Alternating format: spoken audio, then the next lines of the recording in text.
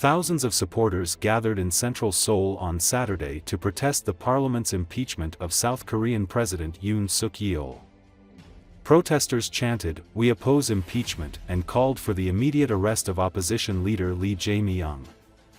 Meanwhile, another huge crowd nearby staged a rally against Yoon, demanding he be arrested and urging the Constitutional Court to officially remove him from office. Yoon was impeached by the opposition-controlled National Assembly earlier in the month over his December 3 martial law decree. His presidential powers have been subsequently suspended, and the Constitutional Court is to determine whether to formally remove him from office or reinstate him. If Yoon is dismissed, a national election to choose his successor must be held within 60 days.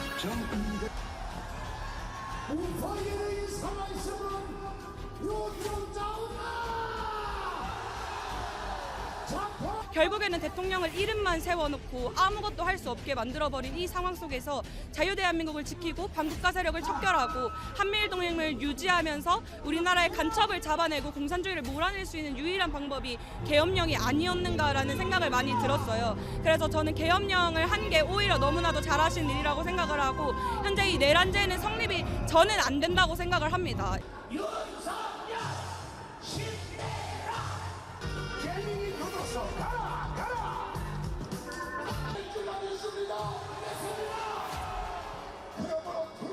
자유민주주의 대한민국을 지키기 위해서 오늘도 우리는 광화문에 나왔습니다. 윤석열 대통령을 탄핵시키려고 하는 이 반국가 세력에 우리가 대항하기 위해서 국민 저항권을 발동해서 자유민주주의 대한민국을 지키고 그리고 이 나라를 갖다가 북한의 연방주의로 그래서 끌고 가려고 하는 수사파 이런 세력들을 물리치고 반국가 세력을 우리가 물리쳐서 자유민주주의 대한민국을 지키기 위해서 오늘도 우리가 나왔습니다.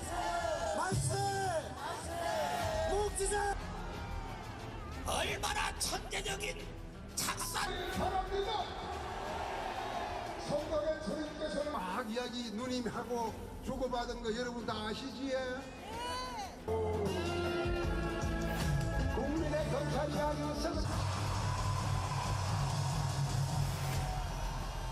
개가로 하나님께 헌금을 드려주셔서 The United States doubled the number of its forces in Syria to fight the Islamic State group before the overthrow of President Bashar Assad's government, the Pentagon said Thursday. The U.S. had previously said 900 troops were in Syria, but Major General Pat Ryder, the Pentagon press secretary, announced that 2,000 were there and had been for a while. The Pentagon had been asked repeatedly in recent days and weeks about the U.S. presence in Syria and never disclosed the dramatic increase. Ryder said the additional forces had been in Syria at a minimum months. It's been going on for a while. He told reporters the increase in forces was temporary and they are there to augment the U.S. operations against the Islamic State group. He said U.S. Army conventional and special operations forces make up the bulk of the additional troops. Since the fall of Assad 2 weeks ago, President-elect Donald Trump has said he does not support U.S. forces getting more involved in Syria. The Pentagon urged Congress Thursday to avoid a government shutdown which will cost troops their paychecks over the holidays, according to Ryder.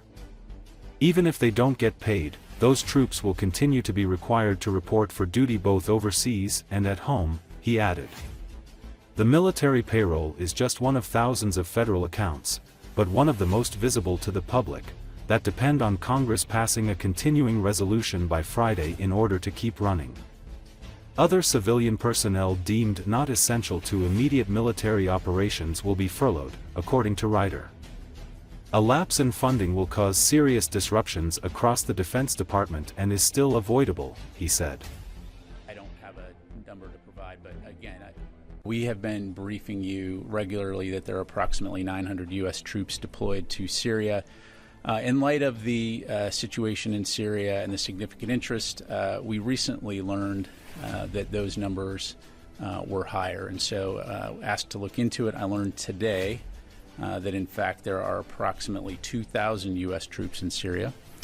As I understand it, and as it was explained to me, these additional forces are considered temporary rotational forces that deploy to meet shifting mission requirements, whereas the core 900 deployers are on longer-term deployments. The number of troops that we've been told for quite... Those forces, what they've been doing is all focused on the Defeat ISIS mission, and again, that core 900, approximately 900, those are going to be your longer-term deployers, right? 9 to 12 months, as I understand it, versus temporary forces, which are going to rotate in on a 30 to 90-day basis, again, as it's been explained to me, that are there to meet any type of emerging mission requirements associated with the Defeat ISIS mission. Sir. Thank you. On Ukraine, a lot of those forces are going to have already been operating there, you know, coming in and out and doing those kinds of things. How long ago this happened? I don't have a specific date provide, Lita, but my understanding is it's been for a while. So clearly before the fall of the Assad regime. So, yeah. would a potential shutdown affect aid to Ukraine specifically? It's fair. Yeah, I think it would probably be fair to say at a minimum months. I'll go back and look, but it's been going on for a while. And yesterday, Turkish defense officials... In the event of a lapse in funding and a shutdown of the government, the Department of Defense will continue to carry out our fundamental responsibility and mission to defend our nation and the American people. Military personnel on active duty, including reserve component personnel on federal active duty, would continue to report for duty and carry out assigned missions worldwide to defend our nation and protect our national security interests. However, it's important to note that military personnel would not be paid until new funds are appropriated by Congress. Objectively speaking, a lapse in funding will cause serious disruptions across the Defense Department and is still avoidable. Therefore, DoD urges Congress to reach a bipartisan, bicameral agreement on fiscal year 2025 appropriations and avoid a CR or worse, a government shutdown.